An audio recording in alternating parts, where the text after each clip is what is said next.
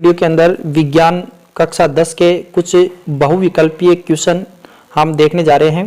इस वीडियो को अंत तक देखिए। काफी पहला क्वेश्चन है FeO3 प्लस 2A क्रिया करके Al2O3 प्लस 2Fe ऊपर दी गई अभिक्रिया किस प्रकार की अभिक्रिया है? तो ये विस्थापन अभिक्रिया है जिसमें एल्यूमिनियम अधिक क्रियाशील है जो Fe को विस्थापित कर रहा है। CaO प्लस H2O क्रिया करके CaOH2 यह अभिक्रिया है। तो ये जो अभिक्रिया होगी वो संयोजन अभिक्रिया है क्योंकि इसमें दो पदार्थ जुड़ रहे हैं और एकल पदार्थ बन रहा है, तो ये संयोजन अभिक्रिया है। इसके बाद में अगला क्वेश्चन देखिए, निम्न में से किस अभिक्रिया में हाइड्रोजन का ऑक्सीकरण हो रहा है? तो इसमें हाइड्रोजन का ऑक्सीकरण हो रहा है। निम्न में से किस पदार्थ का अपचयन हुआ है? इस ऊपर वाली जो अभिक्रिया है इस अभिक्रिया के अंदर किसका अपचयन हुआ है? तो मैग्नीज ऑक्साइड का अपचयन हुआ है, तो इसका ये सही होगा। फिर इसके बाद में अगला जो क्वेश्चन है, किस गैस के लिए उपस्थित होने पर मैग्नीशियम रिबन का दहन होता है? तो दहन आपको पता है कि ऑक्सीजन की उपस्थिति में दहन होता है, तो इसका सही आंसर होगा बी। निम्न में से कौन सा आहार श्रृंखला का निर्माण करता है? तो आहार श्रृंखला का गाय, बकरी और मानव ये आहार श्रृंखला का निर्माण करते हैं।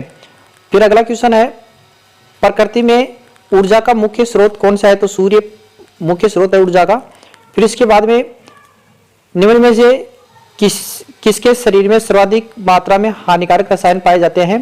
तो हानिकारक जो रसायन है वो मोर में पाए जाते हैं, सबसे ज्यादा हानिकारक रसायन।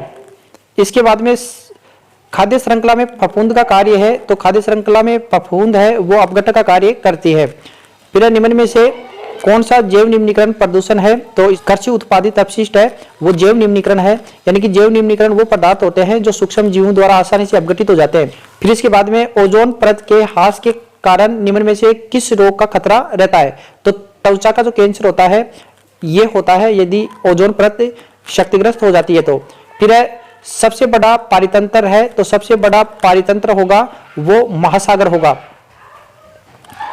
फिर इसके बाद में देखिए, पारितंत्र में ऊर्जा का प्रवाह होता है, तो ऊर्जा का प्रवाह हमेशा एक दिशी होता है। फिर अगला है, ओजोन परत के हानि पहुंचाने वाला रसायन है, तो CFC हानिकारक रसायन है जो कि ओजोन परत को क्षतिग्रस्त करती है। फिर है अगला क्वेश्चन, पर्यावरण संरक्षण हेतु इंदिरा गांधी नहर किस प्रांत में बनाई गई है? तो राजस्थान में इंदिरा गांधी नहर बनाई गई है। इसके बाद में अगला क्वेश्चन देखिए, गंगा सफाई कार्य योजना किस वर्ष प्रारंभ हुई? तो 1985 में ये प्रारंभ हुई थी। निम्न में से किस कारण प्रदूषण फैलता है? तो वनों की अंधाधुंध कटाई की जाती है जिससे प्रदूषण फैलता है। फिर अगला क्वेश्चन है, निम्न में से किस पदार्थ का पुनः चक्रण किया जा सकता है? तो पुनः चक्रण है वो प्लास्टिक का भी किया जा सकता है, लोहे का भी किया जा सकता है और कागज का भी किया जा सकता है। अतः इसका उत्तर होगा डी, ये सारे पुनः चक्रित पदार्थ हैं। अब इसके बाद में देखो अगला क्वेश्चन है, कोयले के प्राकृतिक संसाधन लगभग कितने वर्ष तक उपलब्ध होंगे? तो लगभग 200 वर्ष तक उपलब्ध होंगे। फिर है, निम्न में से कौन सा जैव अनिम्नीकरण प्रदूषक है? तो जैव अनिम्नीकरण वो प्रदूषण होगा जो आसानी से अपघटित नहीं होगा, तो जो कीटनाशी है वो आसानी से अपघटित नहीं होते, तो जैव अनिम्नीकरण पदार्थ ये है। फिर निम्न में से जैव निम्नीकरण प्रदूषक है, तो जैव निम्नीकरण प्रदूषण कृषि आधारित अपशिष्ट है। फिर निम्न में से कौन सा प्राकृतिक संसाधन है? तो प्रकृति से प्राप्त होने वाला संसाधन केवल गंगा नदी है।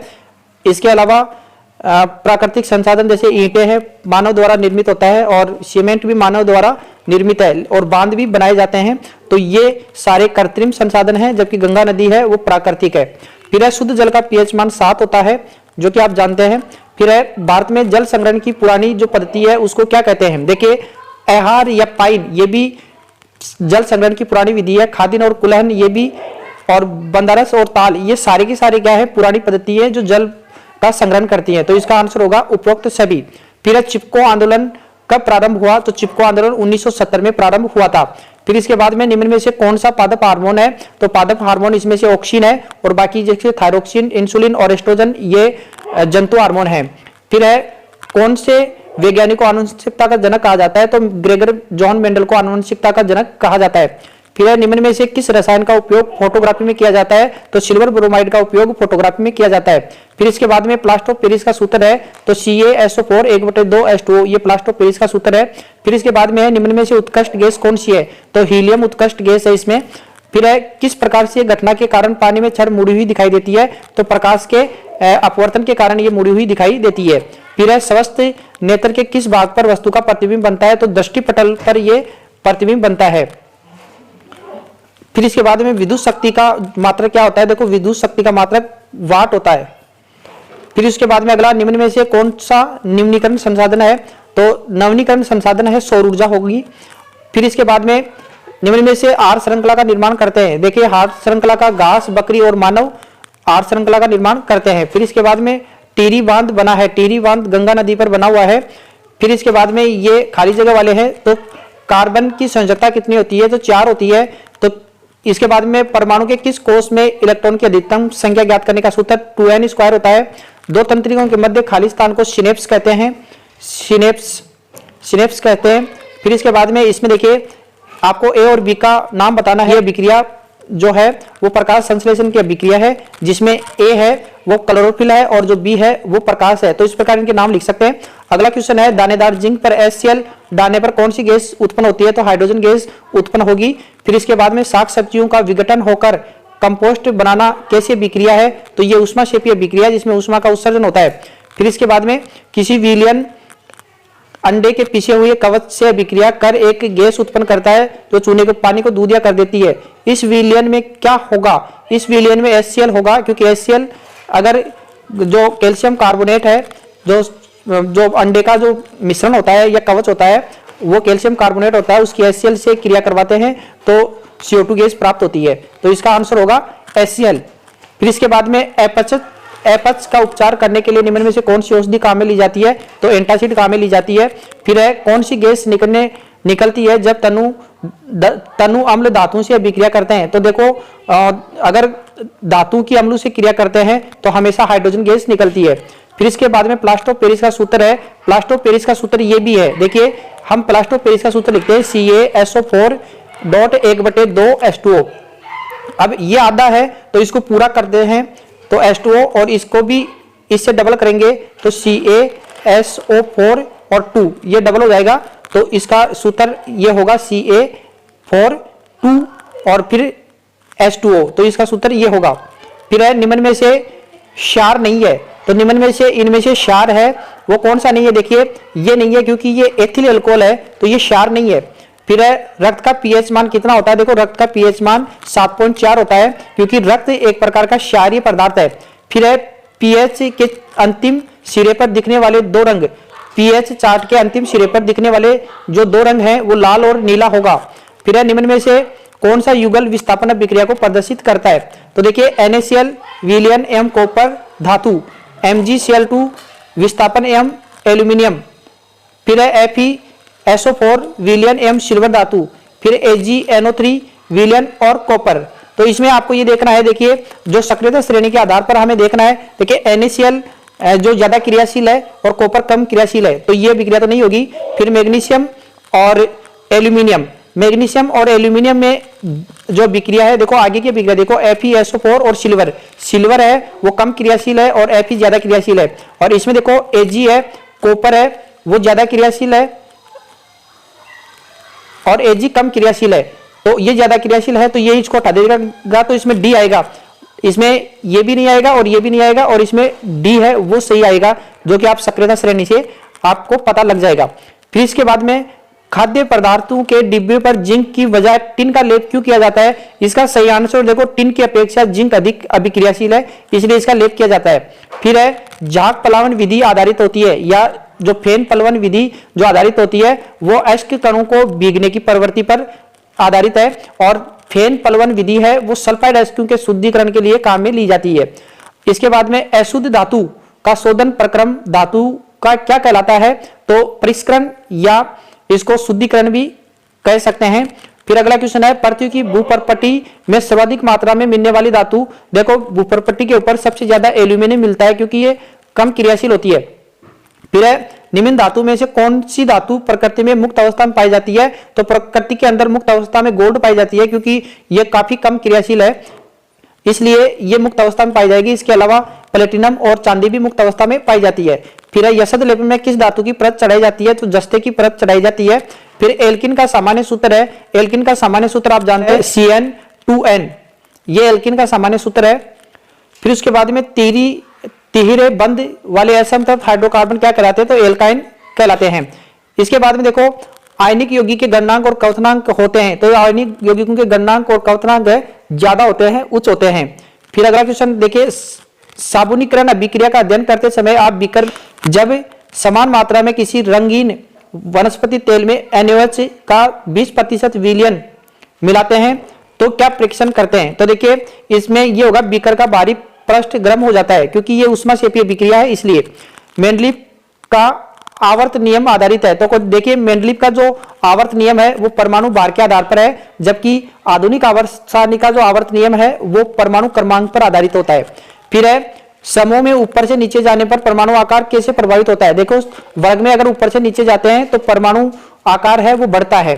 फिर है एल्यूमिनियम परमाणु क्रमांक 13 को रखा गया है, तो देखो 13वें जो वर्ग है उसमें रखा गया है इसको, क्योंकि इसका परमाणु क्रमांक 13 है, तो इसकी ऑक्सीकरण अवस्था है वो +3 है, तो ये 13वें वर्ग में रखा गया है।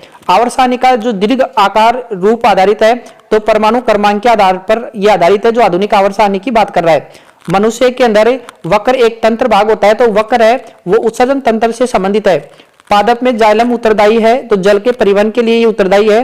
तो देखिए हरित लवक क्या होता है? ये स्पंज जो कोशिका में ये पाए जाते हैं, यानी स्पंजी कोशिका के अंदर ये पाए जाते हैं, तो इसका आंसर होगा बी। फिर है प्रकाश संश्लेषण के लिए निम्न में से कौन से कच्चे पदार्थ की आवश्यकता नहीं है? देखिए प्रकाश संश्लेषण में निम्न में से कौन से कच्चे पदार्थ की आवश्यकता नहीं है? तो कच्चे पदार्थ की आपको कौन से की आवश्यकता नहीं होगी? ऑक्सीजन की आवश्यकता नहीं होगी, क्योंकि इसमें तो कार्बन डाइऑक्साइड, जल और क्लोरोफिल ये तीनों उपस्थित होना जरूरी है। फिर है इसमें से कौन सा परपोषी का प्रकार नहीं है? तो परपोषी स्वयंपोषी नहीं है, बाकी मर्तजीवी प्राणी, समभोजी और पराजीवी ये सारे के सारे परपोषी होते हैं। फिर है स्वयंपोषी के लिए आवश्यक है, तो स्वयंपोषी के लिए कार्बन डाइऑक्साइड भी आवश्यकता है, सूर्य की जो किरणें हैं या प्रकाश है वो भी आवश्यक है। फिर है पाइरुवेट के विखंडन से यह कार्बन डाइऑक्साइड, जल तथा ऊर्जा देता है, और यह प्रक्रिया होती है, देखो ये प्रक्रिया होगी, ये माइटोकॉन्ड्रिया में होगी। फिर है पौधे में प्रकाश संश्लेषण क्रिया संपन्न होगी, पौधों के अंदर हरित लवक के अंदर प्रकाश संश्लेषण की जो प्रक्रिया है वो संपन्न होती है। लार में टाइलिन नामक एंजाइम पाया जाता है। फिर है रुधिर से मूत्र का पृथक्करण कौन करता है? तो वक्र में मूत्र का निर्माण होता है। पादपों में फ्लोएम उत्तरदायी होते हैं, तो ये भोजन के वहन के लिए उत्तरदायी होते हैं। फिर है मनुष्य में आमाशय एक तंत्र का भाग है, तो देखिए आमाशय है वो पोषण से संबंधित है, तो इसका आंसर होगा सी। फिर इसके बाद में अगला देखिए, कोशिका विभाजन को कौन सा हार्मोन प्रेरित करता है? तो कोशिका विभाजन को साइटोकाइनिन जो हार्मोन है, जो पादप हार्मोन है वो प्रेरित करता है। फिर निम्न में से कौन सी अंतःस्रावी ग्रंथि और बाह्यस्रावी ग्रंथि दोनों प्रकार की होती है? अग्नाशय ग्रंथि है, ये दोनों प्रकार की होती है, ये अंतःस्रावी भी है, अंतःस्रावी के रूप में हार्मोन स्रावित करती है, और बहिस्रावी के रूप में ये एंजाइम स्रावित करती है। फिर निम्न में से कौन सी मास्टर ग्रंथि कहलाएगी? तो जो पिट्यूटरी ग्रंथि है वो मास्टर ग्रंथि कहलाती है, जिसको हम पीयूष ग्रंथि भी कहते हैं।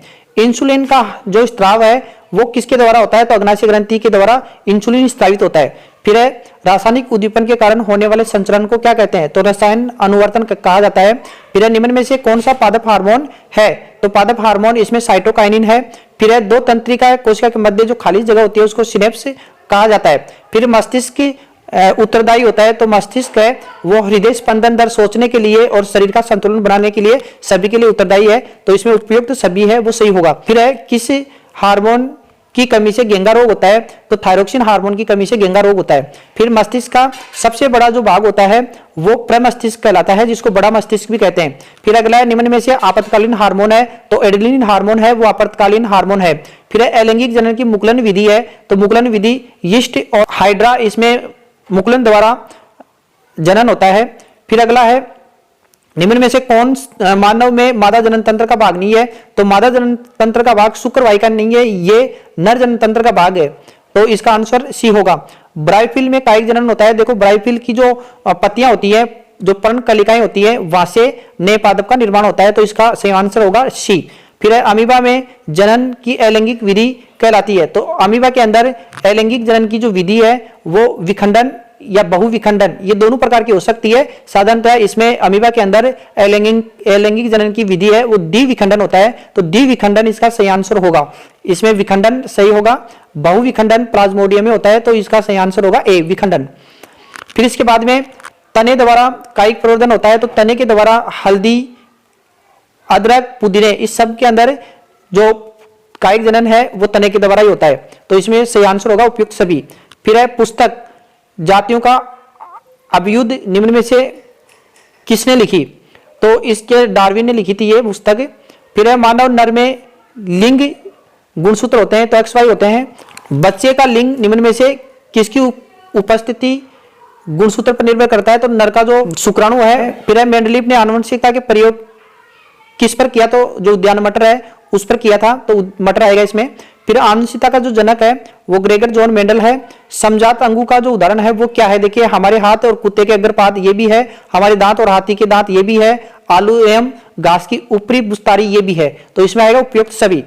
फिर अगला क्वेश्चन है विकासीय दृष्टि से हमारी किससे अधिक समानता है, तो चिंपांजी से समानता है हमारी।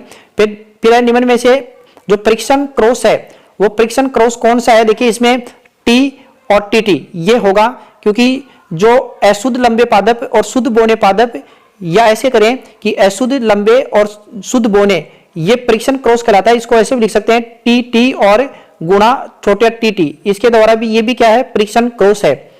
फिर है योग्यतम की उत्तरजीविता सिद्धांत का प्रतिपादन किसने किया, तो ये डार्विन ने किया था। फिर यह पर्यावरणीय विभिन्नता समावेशित होती है, तो ये आरएनए में समावेशित होती है। फिर है उत्तर लेंस के लिए वह बिंदु जिस पर आपतित किरण बिना मुड़े सीधी निकल जाती है, उस बिंदु को क्या कहते हैं, तो उस बिंदु को आपको पता है प्रकाशीय केंद्र कहते हैं। फिर है प्रकाश के परावर्तन की वह घटना जिसमें आपतन कोण तथा परावर्तन कोण में सही संबंध है, तो देखिए ये दोनों कोण हमेशा बराबर होते हैं, तो इसमें सही आंसर है वो ए होगा। फिर है उत्तर लेंस में 2F पर रखी वस्तु का प्रतिबिंब कहां बनेगा, तो 2F पर रखी हुई है तो 2F पर ही उसका प्रतिबिंब बनेगा। फिर है अभिलंब आपतित किरण के लिए परावर्तित कोण होता है, तो आपतित किरण के लिए परावर्तित कोण का मान क्या होगा, 0 डिग्री होगा, क्योंकि अभिलंबित अगर कोई प्रकाश की किरण होती है तो वो उसी दिशा में चली जाएगी, तो उसका जो कोण होगा वो 0 डिग्री होगा। इसके बाद में अगला देखो, एक उत्तर लेंस की फोकस दूरी 20 सेंटीमीटर है, तो उसकी क्षमता ज्ञात कीजिए, तो इसकी 5 डायप्टर होगी, क्योंकि P बराबर 1/F होता है। तो यहां पर आपको दे रखा है फोकस दूरी 20, तो आप करेंगे P बराबर 1/20, तो यहां पर आप क्या करोगे, ये सेंटीमीटर में दे रखा है तो इसको मीटर में बदलेंगे, तो 100 का भाग देंगे तो ऊपर कितना आ जाएगा 100 और नीचे आ जाएगा 20, तो 20 पंजे 100, तो 5 डायप्टर इसका सही आंसर होगा। तो इस प्रकार इसको निकाल सकते हैं। अगला क्वेश्चन देखिए, प्रकाश का न्यूनतम वेग किसमें होगा, देखिए प्रकाश का न्यूनतम वेग है वो सघन माध्यम में होता है, तो इन सब के अंदर सघन माध्यम कांच है, तो इसमें प्रकाश का वेग सबसे कम होगा। फिर है किसी गोलीय दर्पण तथा किसी पतले गोलीय लेंस दोनों की फोकस दूरी 15 सेंटीमीटर है, दर्पण तथा लेंस संभवतः है, तो ये दोनों ही अवतल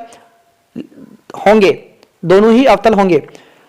अगला देखिए, किसी दर्पण से आप चाहे कितनी ही दूरी पर खड़े हो आपका प्रतिबिंब सदैव सीधा प्रतीत होता है, संभवतः ये दर्पण कौन सा होगा, देखिए ये समतल दर्पण होगा या उत्तल दर्पण भी हो सकता है। फिर इसके बाद में देखो, किसी बिंब का अवतल दर्पण द्वारा बना प्रतिबिंब आभासी सीधा तथा बिंब से बड़ा पाया गया है, वस्तु की स्थिति कहां होनी चाहिए, देखो ऐसी कंडीशन में वस्तु अगर दर्पण के ध्रुव और फोकस के बीच में रखेंगे तब आभासी प्रतिबिंब बनेगा अवतल दर्पण के लिए। इसके बाद में देखो, किसी वस्तु को अवतल दर्पण और फोकस के बीच में रखा जाता है तो प्रतिबिंब कहां बनेगा, देखो दर्पण के पीछे बनता है, जो कि एक प्रकार का आभासी प्रतिबिंब होता है जो कि सीधा प्रतिबिंब बनता है। फिर है कोई किरण पृष्ठ पर लंबवत आती है तब जो अपवर्तन कोण है उसका मान कितना होगा, तो 0 डिग्री का होगा, क्योंकि अगर किसी भी पृष्ठ पर प्रकाश की किरण अभिलंबित होती है तो वो किसी प्रकार की जो प्रकाश की घटना है वो नहीं होगी, ना तो अपवर्तन होगा ना परावर्तन होगा, जिस दिशा में आती है उसी दिशा में वापस लौट जाएगी, जिसकी वजह से उनके बीच में जो कोण होगा वो 0 डिग्री होगा। देखिए प्रकाश का वेग न्यूनतम होगा, तो ये कांच में होगा, ये क्वेश्चन रिपीट हुआ है, पहले भी आ चुका है। फिर है एक लेंस बीच में मोटा तथा किनारों पर पतला होता है, तो ये लेंस उत्तल है, आपको पता है। आगे देखिए, मानव नेत्र जिस भाग पर किसी वस्तु का प्रतिबिंब बनाते हैं वह कौन सा है? देखिए, हमेशा दृष्टि पटल पर बनता है। सामान्य दृष्टि के लिए वयस्क के लिए सुस्पष्ट दर्शन की अल्प दूरी लगभग 25 सेंटीमीटर होती है। फिर है नेत्र गोलक का व्यास लगभग होता है, तो नेत्र गोलक का व्यास लगभग 2.3 सेंटीमीटर होता है। फिर है पारितारिका स्थित होती है, तो पारितारिका कॉर्निया के पीछे होती है। फिर है आंख किस रंग के लिए अधिक सुगराई होती है? तो आंख में हमेशा हरा रंग है, उसके लिए सुगराई रहेगी है। तो विभवांतर को मापने वाला जो यंत्र है उसको वोल्टमीटर कहते हैं। फिर है किसी चालक तार के प्रतिरोध का मान निर्भर करता है, तो देखिए उसकी लंबाई पर, अनुप्रस्थ काट पर और उसके ताप पर, सब पर निर्भर करती है ये। फिर है ताप दीप्त लैंपू के तंतु के निर्माण के लिए निम्न में से किसका उपयोग किया जाता है? तो टंगस्टन का उपयोग किया जाता है। फिर है निम्न में से कौन सा अर्धचालक है? तो सिलिकॉन है, वो अर्धचालक है। फिर इसके बाद में देखो अगला क्वेश्चन, विद्युत शक्ति का मात्रक वाट होता है और विद्युत धारा को मापने वाली जो युक्ति है वो एमीटर है। निम्न में से कौन सा पद विद्युत परिपथ में विद्युत शक्ति को निरूपित नहीं करता? तो विद्युत शक्ति को निरूपित केवल ये नहीं करता और बाकी ये सब यानी विद्युत शक्ति को निरूपित करते हैं। फिर देखिए, किसी विद्युत बल्ब का अनुमतांक 220 और 100 वाट है। जब इसे 110 वोल्ट पर प्रचालित करते हैं तो इसके द्वारा उपयुक्त विद्युत शक्ति कितनी होगी? तो इसका जो मान होगा वो 50 वाट आएगा। यह आप निकाल सकते हैं कि आप जानते हैं P बराबर VI होता है, तो इस सूत्र से आप इसको अच्छी तरीके से निकाल सकते हैं। जब इसको एक का मान आपके पास आ जाएगा तो दूसरे का मान आप आराम से निकाल सकते हैं। दो चालक तार जिनके पदार्थ लंबाई तथा व्यास समान है किसी विद्युत परिपथ में श्रेणी क्रम में और फिर पार्श्व क्रम में संयोजित किए गए हैं। श्रेणी क्रम तथा पार्श्व क्रम में उत्पन्न जो ऊष्माएं हैं उनका अनुपात क्या होगा? तो इनका अनुपात 4:1 होगा। आप इस सूत्र से निकाल सकते हैं H बराबर I² RT, यानी जूल तापन का जो नियम है उसके अनुसार इसको निकाल सकते हैं। फिर देखिए, प्रतिरोध का मात्रक है वो ओम होता है। फिर है फ्यूज को किसी संयंत्र के साथ किस क्रम में जोड़ते हैं? तो हमेशा ये श्रेणी क्रम में जोड़ा जाता है। विभवांतर को मापने वाला यंत्र वोल्टमीटर है। आगे देखो, बल्ब में गैस बढ़ने से उसके तंतु की आयु पर क्या प्रभाव पड़ेगा? देखो उसका जो तंतु है उसकी आयु बढ़ जाती है। फिर है विद्युत ऊर्जा को यांत्रिक ऊर्जा में रूपांतरित करने वाली जो युक्ति है वो मोटर है। फिर है फ्लेमिंग के दक्षिण हस्त नियम का उपयोग निम्न में से किसकी दिशा ज्ञात करने में किया जाता है? तो इसके लिए हम विद्युत धारा की दिशा ज्ञात करते हैं, यानी कि इस सूत्र के मतलब इस नियम के अनुसार हम विद्युत धारा की दिशा ज्ञात करते हैं। फिर है घरेलू विद्युत परिपथ में फ्यूज को निम्न में से किस तार के साथ लगाया जाता है? तो हमेशा विद्युतमन्य तार से जोड़ा जाता है। फ्यूज तार का गलनांक क्या होता है? देखो कम होता है फ्यूज तार का, ताकि वो अधिक विद्युत धारा प्रवाहित होने पर पिघल जाता है। अगला क्वेश्चन देखो, अतिभारण के कारण परिपथ में विद्युत धारा अधिक हो जाती है। विद्युत धारा उत्पन्न करने की युक्ति को कहते हैं। तो विद्युत धारा उत्पन्न करने वाली युक्ति जनरेटर है, क्योंकि हम जनरेटर के द्वारा विद्युत धारा उत्पन्न करते हैं। फिर है किसी AC जनरेटर तथा DC जनरेटर में एक मूलभूत अंतर क्या है? देखो इसमें मूलभूत अंतर यह है कि जो AC है यानी कि AC जो प्रत्यावर्ती धारा जनरेटर है उसमें सर्पी वलय होती है और जो DC है उसमें दिक् परिवर्तक होते हैं। ये मुख्य अंतर है। फिर है लघु पतन के समय परिपथ में विद्युत धारा का मान हमेशा क्या होगा? देखो विद्युत धारा का मान है वो ज्यादा बढ़ेगा, चाहे लघु पतन हो चाहे अतिभारण हो, दोनों ही कंडीशन में विद्युत धारा का मान बढ़ जाता है। फिर है चुंबकीय क्षेत्र रेखाएं होती है, देखो बंद वक्र बनाती है। ये स्थायी चुंबक बनाए जाते हैं, तो इस्पात के द्वारा स्थायी चुंबक बनाया जा सकता है। फिर है फ्यूज तार का गलनांक होता है, तो देखो फ्यूज तार का गलनांक है वो कम होता है। फिर है सर्पी वलय का उपयोग निम्न में से किस में किया जाता है? तो AC प्रत्यावर्ती धारा जनरेटर में किया जाता है, तो इसका आंसर C होगा। फिर है निम्न में से कौन जैव मात्रा ऊर्जा स्रोत का उदाहरण नहीं है?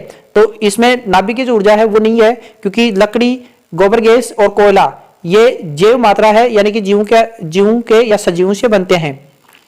फिर है महासागरों से हमें कौन सी ऊर्जा प्राप्त होती है? तो महासागरों से ज्वारीय ऊर्जा प्राप्त होती है, तरंग ऊर्जा भी और महासागरीय ऊर्जा ये सारी उत्पन्न होती है, तो इसका आंसर होगा उपयुक्त सभी। फिर है परमाणु संयंत्रों में प्रयुक्त ईंधन का नाम लिखिए, नाम बताइए। यह परमाणु संयंत्रों में प्रयुक्त ईंधन है तो प्लूटोनियम है, इसके अलावा यूरेनियम भी होता है। फिर है बायोगैस में उपस्थित मेथेन का प्रतिशत होता है, तो देखो 75% होता है मेथिन गैस का। एलपीजी का कैलोरी मान होता है 46 किलो जूल प्रति ग्राम होता है। Thank you for watching.